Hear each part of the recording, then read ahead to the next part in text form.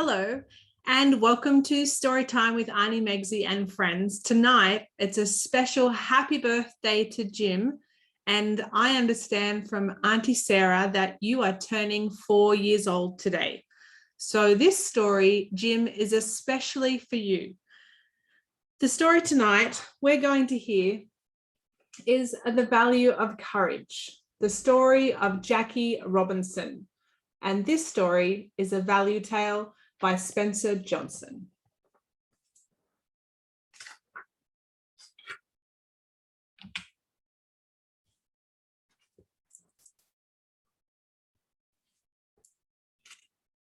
And this book is dedicated to Spencer Johnson's wife, Anne, who helped him understand the value of courage. And the tale tonight is about the courageous Jackie Robinson, and the story that follows is based on events in his real life. And then there's more historical notes available.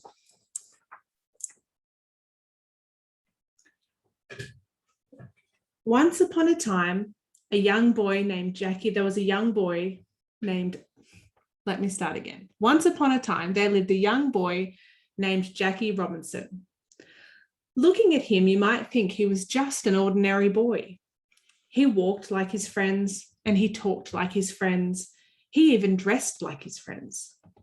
But there was one thing about Jackie that made him very special. Can you guess what it was?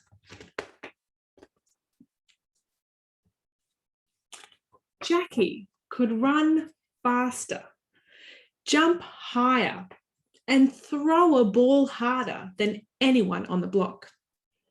"Hey, Jackie, slow down," his friend shouted. "We can't keep up with you." Jackie laughed. "This is as slow as I go," he'd say. Then he would zip off over the walls and around fences, running as if his shoes were on fire. But Jackie didn't have much time to play.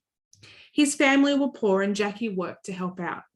He delivered newspapers after school, and on weekends, Jackie sold hot dogs at a baseball stadium near his home in California. Jackie worked hard and sold lots of hot dogs. Of course, he watched the ball games too, when he got the chance. One day, as he watched, Jackie noticed something. It was something he had seen before, but he'd never really thought about. He looked at the pitcher and at the catcher. He looked at the batter and at the first baseman. He looked at the dugouts where the other players were sitting. "I don't understand it," he said to himself. "There aren't any black players on either team." "Hey, boy," a man shouted. "How about one of those hot dogs?" Jackie jumped and then hurried back to work. That evening at supper, Jackie asked, "Mama, how come blacks don't play on big league baseball teams? Aren't they good enough players?" "Oh, they play well enough, Jackie," Mother answered, "but they aren't allowed to play in the big leagues. Only white men are allowed to play." His brother Mac poked Jackie in the ribs. "They're afraid our color might rub off on them." Everyone but Jackie laughed. But at the time, they felt a little sad. But at the same time, they felt a little sad. Jackie was angry. "That's not fair," his mother said. "No, I don't suppose it is, but you must control your temper. It's one thing to be brave, and it's another to have courage." Jackie really didn't know what that meant, at least not yet anyway. But he knew how he felt.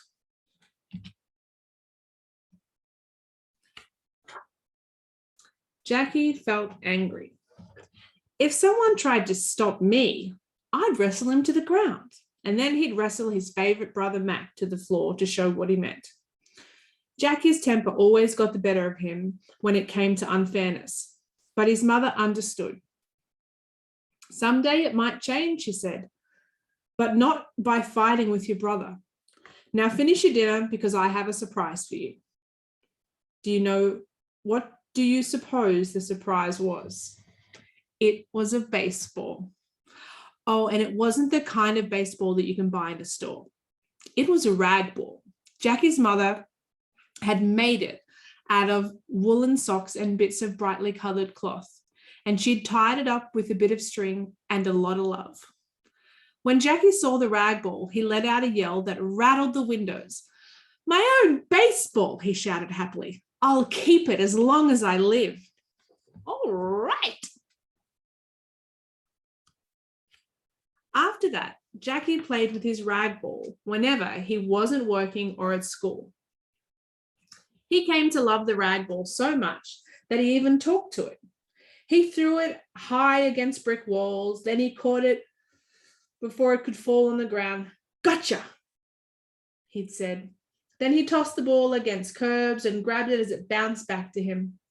Jackie had a lot of fun playing with his rag ball. They were as close as peanut butter and jelly. Sometimes Jackie made believe he was a big league baseball player.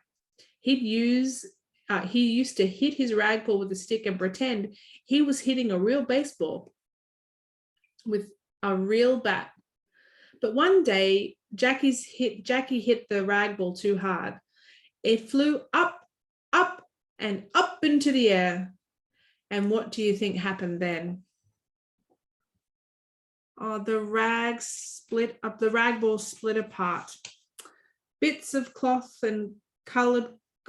pieces of colored cloth exploded out of it and scattered everywhere.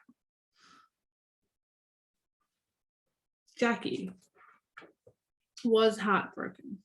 "I've killed it," he wept. But then he thought he heard a strange little voice. "Don't cry, Jackie," the voice said. "I'm okay." Jackie blinked. Suddenly, it seemed to him that his rag ball was back in one piece again, and it was talking to him. "My name's Rags," the ball seemed to say. "I'd like to be your best friend." Jackie knew that his rag ball was really just little bits of pieces and it couldn't talk. And of course, he knew that your best friend is yourself. But Jackie thought he was listening to Rags, and he really liked listening to his own thoughts. "Well, Rags," said Jackie, "I can't think of a better friend to have." And with that, Jackie went home and he pretended Rags went along with him.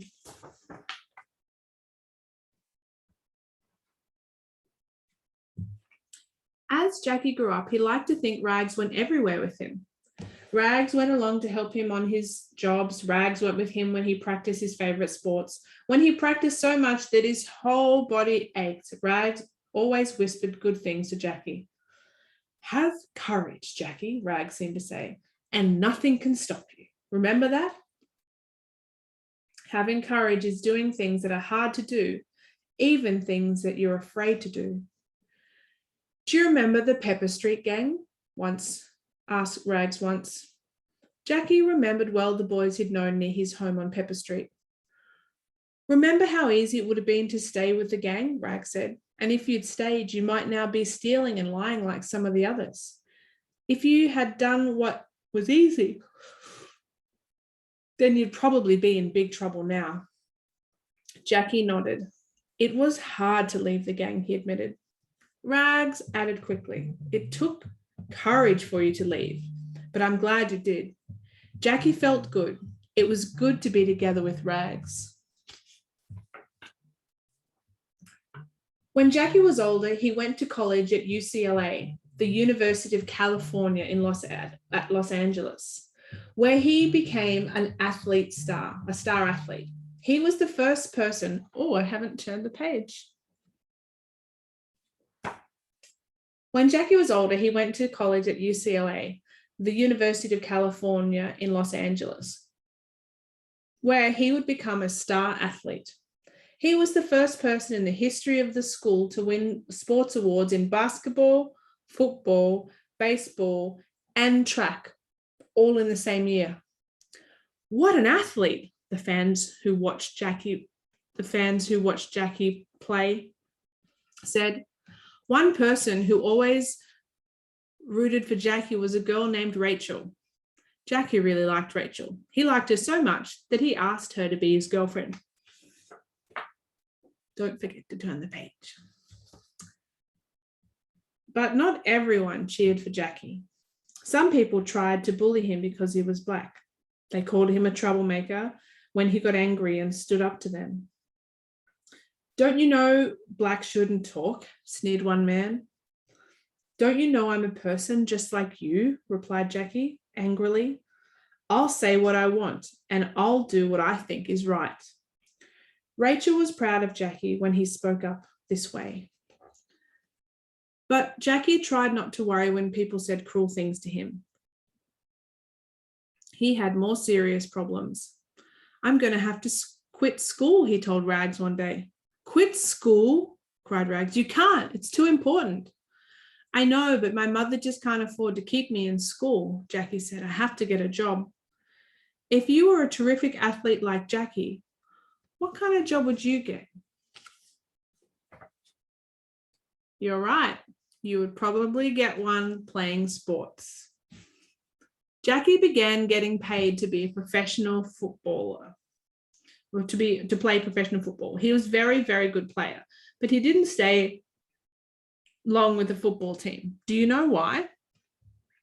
Jackie quit football in order to join the army.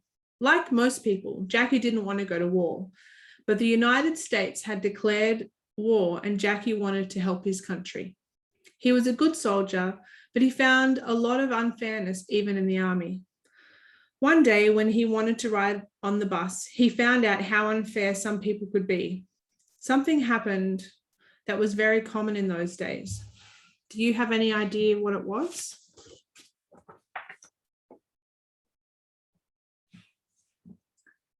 After Jackie got on the bus and sat down, the bus driver yelled at him. Hey, black man, he said, get to the back of the bus where you belong. I will not, said Jackie. I'll sit up front just like everybody else. And Jackie stayed at the front of the bus, not budging from where he sat. Some of the passengers didn't like this. They felt that only white people were good enough to sit up front. They even tried to get Jackie in trouble. But he had the courage to do what he knew was right. Attaboy, Jackie, cried Rags. I'm proud of you. Jackie was proud too, and he was glad when the whole thing finally turned out all right. But deep down inside, he was sad. How can some people be so unfair to other people? He whispered to Rags. Of course, after Jackie finally got out of the army, he needed a job again. And of course, the first thing he thought of was sports. Why not try baseball? Said Rags. They don't allow black athletes to play in the big leagues, but you could play for the Negro American League. Jackie decided to try it. He went to Kansas City and joined the Monarchs, an all-black baseball team. If this works out, he thought, Rachel and I can get married soon. After Jackie had been with the Kansas City Monarchs a while, people began talking about what a terrific player he was. Sports writers began turning out stories about the way he could hit and run, throw and catch. And while Jackie was playing for the Monarchs, an important man who lived far away was also talking about him. Who do you think the man was? And what do you think he was saying?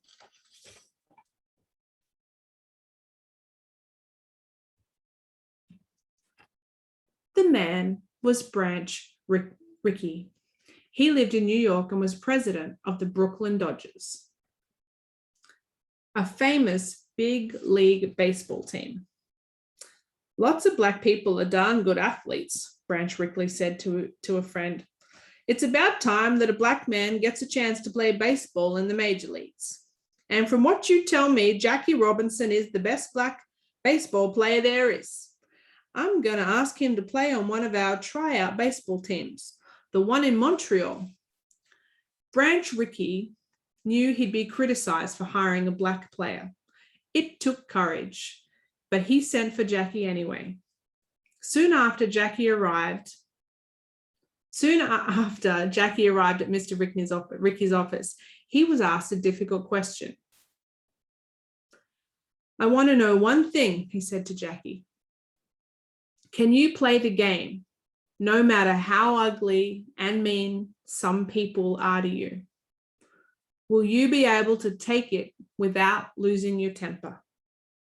Mr. Ricky, said Jackie, are you looking for a black man who's afraid to fight back? Branch Ricky shook his head. No, I'm looking for a ball player with the courage enough not to fight back.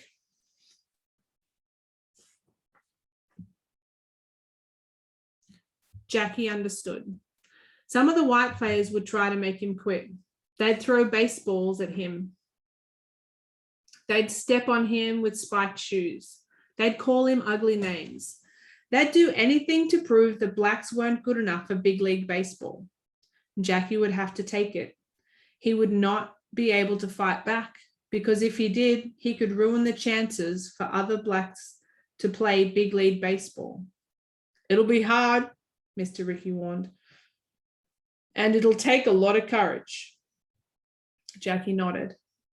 I'll try, Mr. Ricky, he said. Then he and Branch Ricky shook hands. Jackie, do you have a special friend? Branch Ricky asked. I sure do, said Jackie. She's a great girl, and her name is Rachel. Good. A great girl is hard to find, and you're going to need all the help you can get. We plan to get married as soon as we can, said Jackie. So Jackie and Rachel were married. Jackie was glad to have Rachel and her warmth and wisdom with him when he left for his first game in Montreal.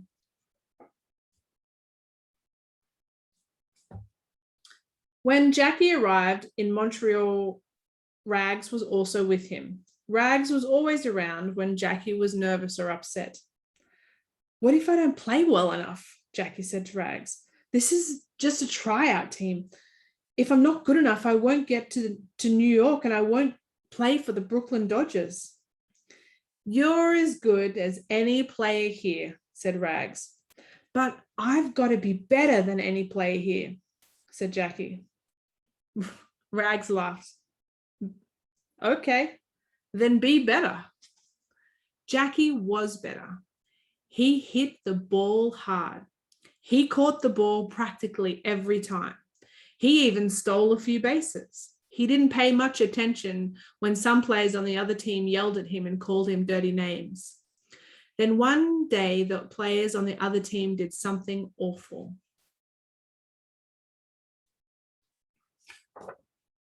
They threw a black cat out on the playing field and yelled, "Hey, Jackie Robinson, here's your cousin. He's black too."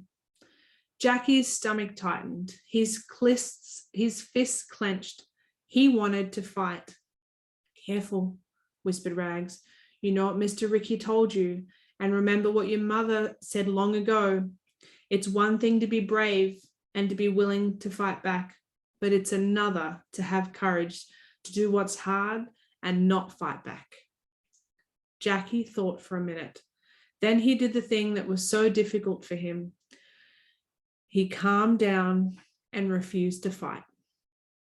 The other men were mad when they saw that they couldn't make Jackie lose his temper. They knew if Jackie stayed calm, he would play even better against them. He did play better. In fact, he played so well that after only 1 year with Montreal team, Branch Ricky called him and said, I want you and Rachel to come to New York. You're going to play for the Brooklyn Dodgers.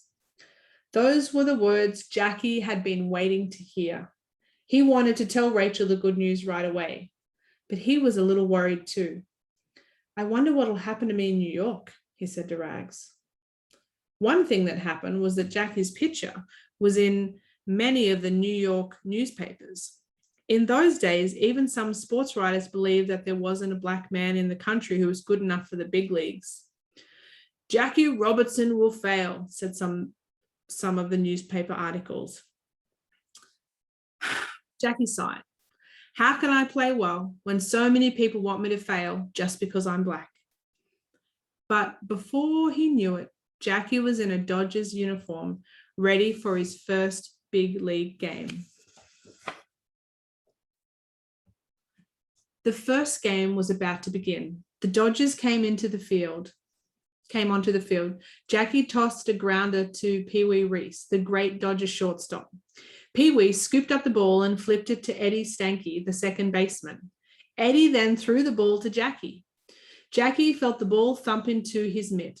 It was a simple catch, but a trickle of sweat rolled down the back of Jackie's neck. His heart beat faster, and his hand felt damp inside of his mitt. Jackie knew that his palms were sweating. He was very nervous. Then he heard ugly words. "Hey, black boy," someone shouted.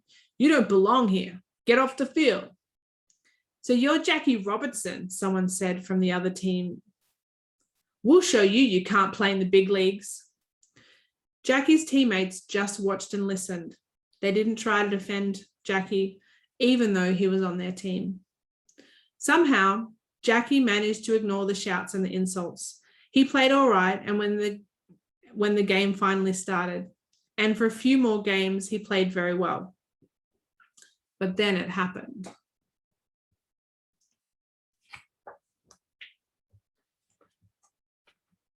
Jackie's courage began to weaken. He felt the anger of the fans. He heard their boos and shouts. He still wanted to do well for Branch Rickey and for his team and for other blacks who wanted to get out into the major leagues, and of course for himself. But it seemed too hard. Like everyone else does at times, he was giving up. He began to play badly. In game after game, he failed to hit the ball. "See," said one of the players on the other team, "I told you black people aren't any good at baseball." During one very bad game, Jackie sat sadly in the dugout. "Everybody seems to be against me," he sighed. "I feel all alone." "I know you do, Jackie," whispered Rags, "but having courage means seeing things through, no matter how hard it is. You've got to keep trying. Besides, you never know what might happen."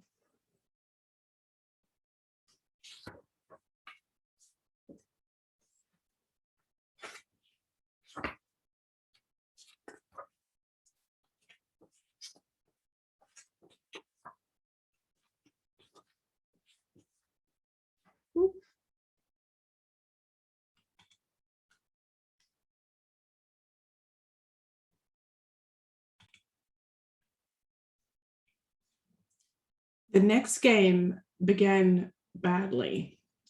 Some fans shouted at Jackie. Players on the other team yelled insults. As usual, the men on Jackie's team did nothing to help Jackie. But then, a very unexpected thing happened. Almost everyone in the stadium saw it. The great Dodger player, Pee Wee Reese, walked over, put his arm around Jackie's shoulder, and said, "We're with you, Jackie." He knew how hard it was for Jackie to be the only black player in the major leagues. At last, Jackie had found a real teammate. Now he was more determined than ever to play his best, no matter how hard it was. Jackie came to bat. The pitcher threw the ball. An instant later, the stadium echoed to the sound of a large crack. Jackie had hit the ball into the outfield for a double. Jackie played well for the rest of the day and for many days after that. Gradually, most of the fans and players stopped booing and insulting him. There was, however, at least one player who still wanted to hurt Jackie, and he planned to do it soon.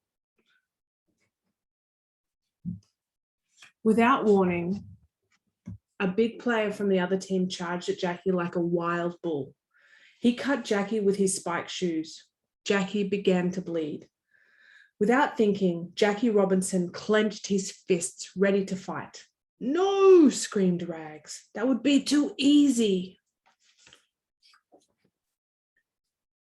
Jackie took a deep breath and relaxed his hands.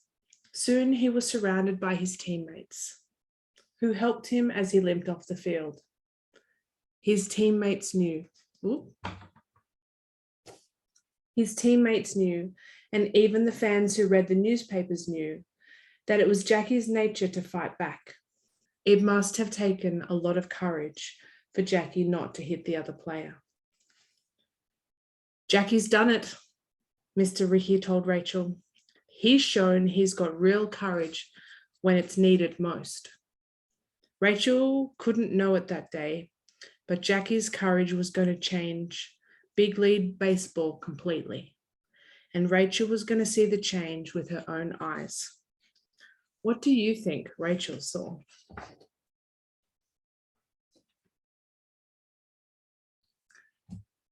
As time went by, Rachel saw more and more Black athletes on big league playing fields.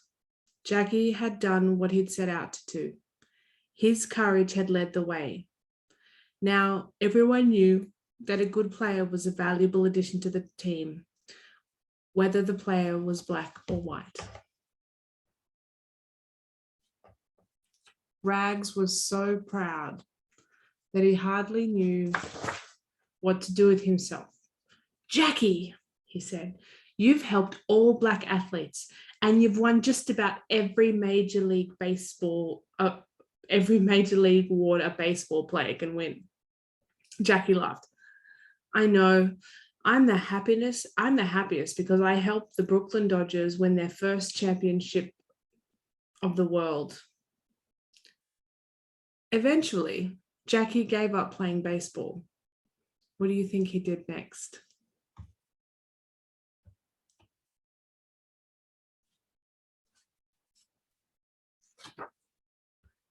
Jackie Robinson became a spokesperson for the rights of Black people. He talked to groups of people all over the country. It's time everyone treated Black people as equals, Jackie said. I know that things are getting a little better, but they have to get much better, and very soon. Some people didn't like to hear Jackie reminding them of how really unfair they were to Black people. They didn't want to think about it, but Jackie made them think about it. He had the courage to say what was right, no matter what happened. Most people admired Jackie for his courage. Rags was happy that Jackie could now speak out for the rights of Black people. Jackie didn't know it yet, but one of the happiest days for him was yet to come.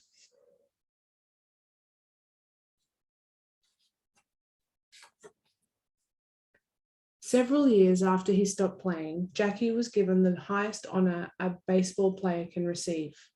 He was voted into the Baseball Hall of Fame. Many of the greatest baseball players of all time were there to show how much they respected Jackie. So were some of our country's highest leaders. As he listened to them cheering for him, Jackie's eyes filled with happy tears.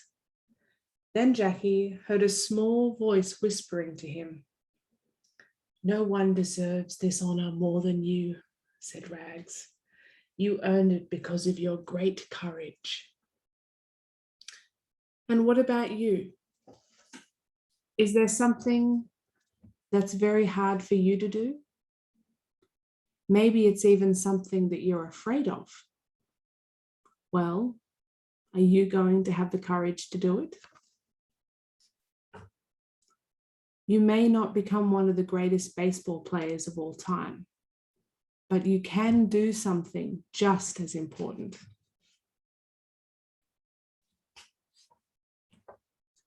You can learn the value of courage by doing what is hard for you to do. Then you can be happier too, just like our courageous friend, Jackie Robinson.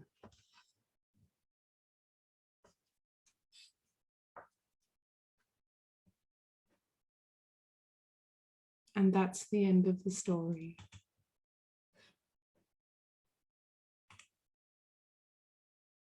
Happy birthday, Jim.